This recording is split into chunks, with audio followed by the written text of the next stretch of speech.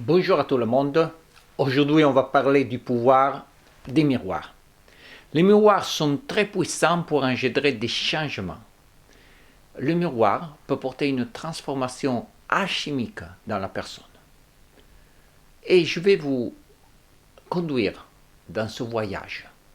Parce que c'est un voyage qu'on fait dans le miroir. Et il y a différentes phases. Première phase, on se met en face du miroir. On s'observe simplement au centre. On reste très calme. On se fixe ici. On va saturer l'élément visuel. Et progressivement, on va ouvrir la vision latérale. Ça, c'est le premier passage. Ça, on peut penser que c'est la séparation de l'extérieur, de nos pensées, des choses que nous avons toujours, et commencer à rentrer dans une réalité différente. À un certain point, on peut voir comme des lignes magnétiques, des formes. Disons qu'il y a plusieurs passages. Avant tout, c'est noir. Tout à l'extérieur, c'est noir, mais après, il y a comme un éclaircissement qui se fait. Et après, on voit comme des contours différents de toutes les choses qui nous entourent. On voit même des auras. Après, dans notre cours, on explique même mieux comment le développer, cette première phase. Mais on commence comme à voir les lignes magnétiques qu'il y a autour de tout. Et après, à ce point-là, qui c'est la première phase, on peut se reprendre. Et on peut rentrer dans la deuxième phase. La deuxième phase, c'est une phase dans laquelle on peut faire le voyage astral. À nouveau, on peut concentrer quelque chose en face, une image, quelque chose, et se projeter, rentrer dans l'image.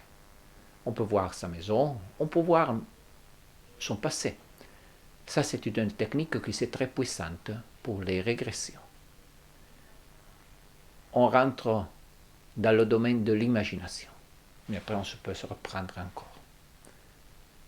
Et à ce point-là, on passe encore deux niveaux. À un certain point, on ne sait plus de quel côté on est du miroir. Si on est celui qui regarde ou celui qui est regardé. 1, 2 ou 3. Qui nous sommes?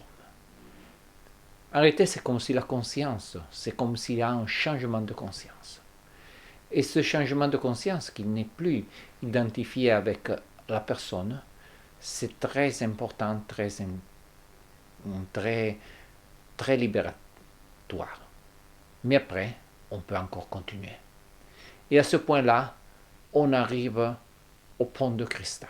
Quand on arrive au pont de cristal, au dernier passage, là, alors on va vraiment vers l'inconnu. On va laisser le soi de côté, c'est comme le soi disparaît, et on rentre dans un tout.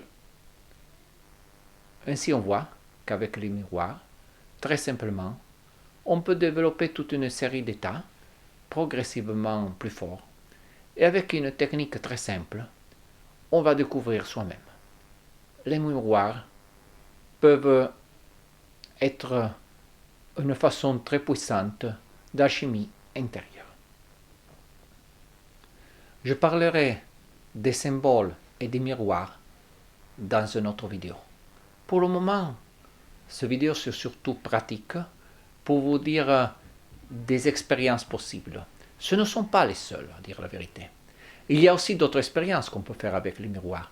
On peut se détacher de tous ces faux soi et retrouver son vrai soi-même derrière l'apparence. C'est l'essence. Ça, c'est pas la dernière phase que j'ai dit avant, c'est une autre chose qui vient avant et qui c'est très utile pour être mieux, pour se ressentir mieux, pour se détacher. Je parlerai encore de ça, mais pour le moment, merci pour avoir regardé cette vidéo. Regardez aussi les autres vidéos. Au revoir.